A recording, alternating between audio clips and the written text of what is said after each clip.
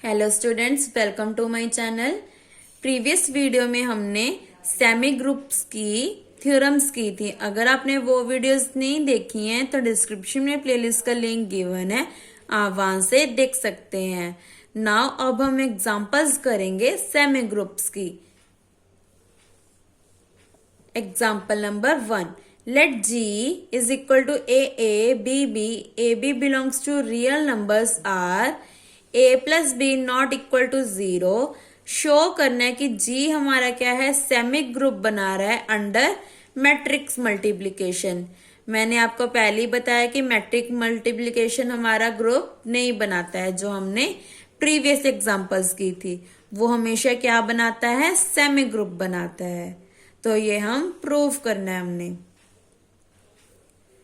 उससे पहले हम एक डेफिनेशन कर लेते हैं जो इंपॉर्टेंट है। एडेम्पोटेंट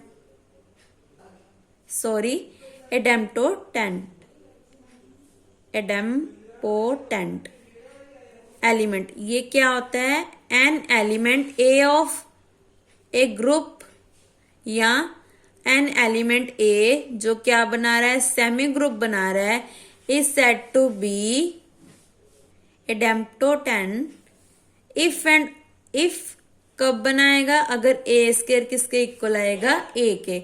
ये रिजल्ट आपने याद रखना है क्योंकि हम ये रिजल्ट एग्जांपल्स में यूज करेंगे।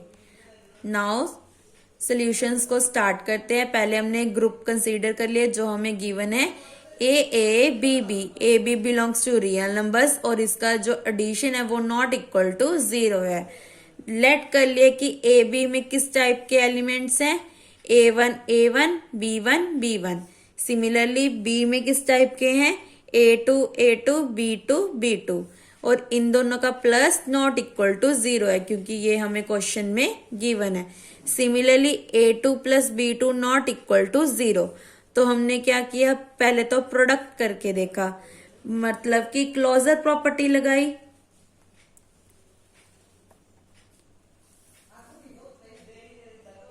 क्योंकि हमने प्रूव करना है कि हमारा जो मैट्रिक्स है वो क्या बना रहा है, सेमी ग्रुप बना रहा है। सेमी ग्रुप मतलब क्लोजर एंड एसोसिएटिव प्रॉपर्टी हमारी होल्ड करती है।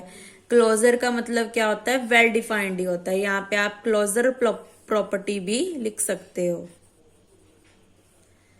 सो इन दोनों की मल्टीप्लाई की, ये आपको करनी आती है। And A1 A2 plus A1 B2 plus B1 A2 plus B1 B2, ऐसे प्लस कर दिया इन दोनों का प्लस।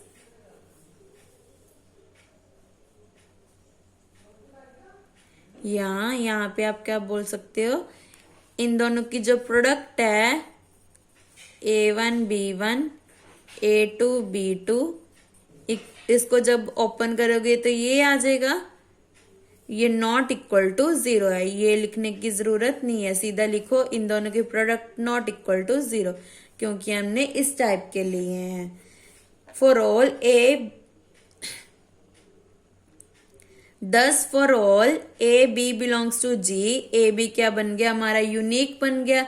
अगर यूनिक बन गया तो इसका मतलब हमारी जो मैट्रिक्स मल्टीप्लीकेशन है वो क्या है, वेल डिफाइंड है। यहाँ क्लोजर प्रॉपर्टी हमारी होल्ड करती है। सेकंड क्या है, एसोसिएटिव। मैंने आपको पहले ही बताया कि अंडर मैट्रिक्स मल्टीप्लीकेशन हमारी जो एसोसिएटिव प्रॉपर्टी है वो होल्ड करती है। तो हमने सिंपल लिख दिया a b c is equal to a b c. For all a b c belongs to G, hence G हमारा क्या बन गया, सेमी ग्रुप बन गया अंडर मैट्रिक्स मल्टीप्लीकेशन। अब हमने प्रूव क्या करना है कि जी हमारा जो ग्रुप नहीं है। दैट मीन्स हमारी जो आइडेंटिटी एलिमेंट है, जो एग्जिस्टेंस ऑफ आइडेंटिटी लॉ है वो होल्ड नहीं करता। उसके लिए हमने क्या किया, इफ पॉसिबल लेट कर लिया EEFF be the identity element of G. Then EEFF को हमने AABB के साथ मल्टीप्लाई कर दिया। जैसे हमें स्टेटमेंट गिवन होते हैं वैसे ही हमने कंसीडर करना होता है। जैसे हमने कंसीडर क्या किया है, EEFF क्योंकि A सेम है B सेम है, तो इस टाइप की हमने एलिमेंट को कंसीडर किया, देन इन दोनों की प्रोडक्ट कर दी, ई को ई के साथ मल्टीप्लाई करेंगे, ये हमारा क्या है आइडेंटिटी, आइडेंटिटी को किसी भी टर्म से मल्टीप्लाई करो तो वो इटसेल्फ आ जाती है, और ये किसको बिलोंग कर रहा है जी को, क्योंकि ये हमें क्वेश्चन में गिवन है। देन इसको हमने ओपन कर दिया और ये term as it is, then equate कर दिया। अगर आपको इसको मल्टीप्लाई नहीं करने आता तो आप एक बार देख सकते हैं, रो को कॉलम के साथ मल्टीप्लाई, ऐसी फर्स्ट रो को सेकंड कॉलम के साथ, ऐसी सेकंड कॉलम को सेकंड रो को फर्स्ट कॉलम के साथ, और सेकंड रो को सेकंड कॉलम के साथ। देन दोनों को इक्वेट कर दिया तो हमारे पास ये आ गया, ई की वैल्यू निकाल ली यहां से हमने, e a plus b is equal to a, तो ई की वैल्यू यहाँ पे आ गई, और ये मल्टीप्लाई में उधर जाके डिवाइड में, क्योंकि हमें ई एंड एफ की वैल्यू चाहिए थी। नेक्स्ट एफ कैसे निकालिया, यहाँ पे एफ सेम है तो एफ को कंबाइन कर दिया या कॉमन निकाल दिया, तो अंदर क्या आ गया, a plus b is equal to b. Now f ये टर्म मल्टीप्लाई में है तो यहाँ पे डिवाइड में, तो ई एंड एफ की वैल्यू आ गई, और ये दोनों क्या है यहाँ पे हमने पुट कर दिया। अब 1/a प्लस बी सभी में कॉमन है तो इसको बाहर निकाल दिया, a b b, बट ये तो हमारे यूनिक एलिमेंट नहीं बना, क्योंकि हमने शुरू में बताया था कि ए बी हमें क्या दे रहे हैं, यूनिक एलिमेंट दे रहे हैं, बट यहाँ पे तो यूनिक एलिमेंट नहीं आया, तो इसका मतलब जो हमारी आइडेंटिटी एलिमेंट है वो एग्जिस्ट नहीं करती, does not exist in G, hence G is not a group under matrix multiplication. Now theorem number 2 में क्या गिवन है, show that G is a group. G क्या है, अगर ग्रुप है और A के इक्वल टू E है देन G is abelian, तो हमने प्रूव करने की G हमारा क्या बन रहा है, abelian ग्रुप बना रहा है। ये भी इंपॉर्टेंट है क्योंकि ये पंजाब यूनिवर्सिटी में 2 टाइम्स आई है। यहाँ इसकी सेकंड स्टेटमेंट क्या है, prove that a group in which every element is its own inverse is abelian. That means a के इक्वल टू ई है तो ए क्या है, ए का ही इनवर्स है, इटसेल्फ का ही इनवर्स है। दैट मीन्स ए इनवर्स किसके इक्वल आ रहा है, ए के इक्वल आ रहा है। अगर ये सिचुएशन बनती है तो जी हमारा हमेशा क्या बनेगा, अबेलियन ग्रुप बनेगा। दैट मीन्स हमारी जो 5 प्रॉपर्टीज है वो होल्ड करेंगी। First is closure, second is associative, third is identity, fourth is inverse and fifth is commutative property, जो हमने फर्स्ट टॉपिक में डिस्कस किया था। नाउ इसका सोल्यूशन क्या है, लेट कर लिए ए बी बिलोंग करें जी को, तो हमने ले लिया ए के इक्वल टू बी के किसके इक्वल आ रहा है, ई के, और ये भी हमें गिवन है कि ए इनवर्स के इक्वल है, तो सिमिलरली यहाँ पे ले लिया बी इनवर्स, इसको दे दी इक्वेशन नंबर 1। नाउ ऑल्सो इसकी जो प्रोडक्ट है वो भी हमारा होल्ड करेगा, तो यहाँ पे ले लिया ए बी का square is equal to e, तो यहाँ पे हमारा क्या बन गया, that is a b is equal to a b का होल इनवर्स, क्योंकि ये सारा हमें क्वेश्चन में गिवन था। ये देखो, in which every element is its own inverse, मतलब कि ए का इनवर्स ए के इक्वल आ रहा है। सिमिलरली यहाँ पे लिख दिया ए बी का होल का इनवर्स ए बी के इक्वल आ रहा है। देन इसको हम कैसे हमेशा लिखते होते हैं, यहाँ पे रीजन लिखेंगे, बिकॉज ए बी का whole inverse is equal to, या एक्स वाई का whole inverse is equal to y inverse x inverse, ये हमेशा पीछे से ओपन होता है। ये हमने थ्योरम नंबर 1 के रिजल्ट में किया था। ये देखो थ्योरम नंबर 1 का 4th रिजल्ट, जो मैंने आपको बताया था कि ये इंपॉर्टेंट है। ए बी का whole inverse is equal to b inverse a inverse for all a b belongs to G. Now b inverse की वैल्यू क्या है, बी पुट कर दी, ए इनवर्स की वैल्यू ए, तो ये a b is equal to b a, मतलब कौन सी प्रॉपर्टी है ये, कम्यूटेटिव प्रॉपर्टी। तो कम्यूटेटिव प्रॉपर्टी अगर होल्ड करते हैं तो जी इज अबेलियन, क्योंकि पहले क्वेश्चन में तो गिवन ही था कि हमारा जो टर्म्स हैं या G is group and a square equal to e, हमें गिवन था कि G अगर ग्रुप है तो वो अबिलियन ग्रुप भी बनाता। अबिलियन में क्या बनाना होता है हमें, कम्यूटेटिव प्रॉपर्टी। कम्यूटेटिव प्रॉपर्टी क्या होती है, a b is equal to b a, तो वो ही हमने प्रूफ करनी थी। और ये भी बहुत इंपॉर्टेंट है क्योंकि ये शॉर्ट क्वेश्चंस में 2 मार्क्स में आ सकती है। थ्योरम एग्जाम्पल नंबर 3, ये भी इंपॉर्टेंट है और ये आपको 3 या 4 मार्क्स में आ सकती है। For an abelian group, abelian group मतलब हमारी जो 5 प्रॉपर्टीज हैं वो होल्ड करती हैं। प्रूफ करना है कि ए बी की power n is equal to a की पावर n, b की power n for all a b belongs to g। और n किसको बिलोंग कर रहा है, इंटीजर्स को। z किसको डिनोट करता है, हमेशा इंटीजर्स को। ये हमने प्रूफ किया था कि set of integers under addition composition ये हमेशा क्या बनाता है, अबिलियन ग्रुप बनाता है। Now for n belongs to z we have 3 cases. 3 cases कौन कौन से होंगे, इंटीजर्स मतलब पूरी नंबर लाइन जिसमें हमारा एक 0 होता है, एक पॉजिटिव नंबर्स, एक नेगेटिव नंबर्स। तो यही हमारे 3 केस हो गए। या तो पहले n 0 के इक्वल होगा, फिर n is positive, then third case क्या होगा, n इज नेगेटिव इंटीजर। तो आपने ऐसे ही याद रखना है पेपर में कि हमने कैसे प्रूफ करना है, क्योंकि इतनी सारी थ्योरम्स है वो आपको सभी के मेथड्स याद नहीं रहेंगे। तो आपने इसको समझ के चलना है कि अगर n हमारा इंटीजर है तो इसके 3 केस बनेंगे।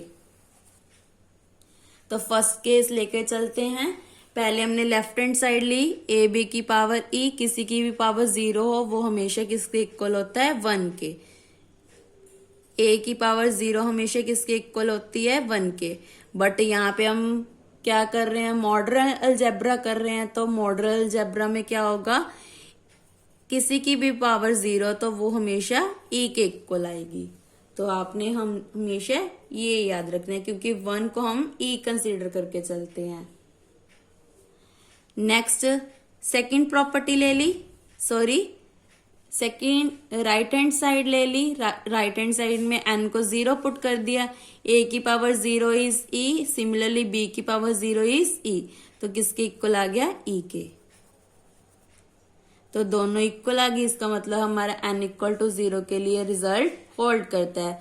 फिर से पॉजिटिव के लिए लिया, पॉजिटिव में हम क्या करेंगे, मैथमेटिक इंडक्शन लगाएंगे जिसमें हम क्या करेंगे, n इक्वल टू 1 के लिए जो रिजल्ट है वो ट्रू होता है। The result is true for n is equal to 1। तो लेट सेकंड क्या होता है स्टेप हमारा, रिजल्ट लेट कर लेते हैं कि रिजल्ट हमारा ट्रू है for n is equal to m के लिए। तो यहाँ पे हम लेके चले हैं, जैसे हमें n में इक्वेशन गिवन थी वहां पे हम m पुट कर दिया, क्योंकि हम लेके चले हैं कि n is equal to m के लिए रिजल्ट हमारा ट्रू है। प्रूफ किसके लिए कर लेते हैं, m+1 के लिए। ये हमने +1 +2 में बहुत सारे क्वेश्चंस किए हैं बाय यूजिंग मैथमेटिक इंडक्शन। ये मेथड क्यों लगाया, क्योंकि ये सबसे इजी मेथड है फॉर पॉजिटिव इंटीजर्स के लिए। नाउ इसको हमने ब्रेक कर दिया, ए बी की पावर m, ए बी की पावर 1। नाउ इसकी जो पावर है इसको सेपरेट कर दिया और यहाँ पे रिजल्ट लिख दिया। नेक्स्ट स्टेप में इन दोनों को कंबाइन कर दिया, इन दोनों को हमने क्या किया,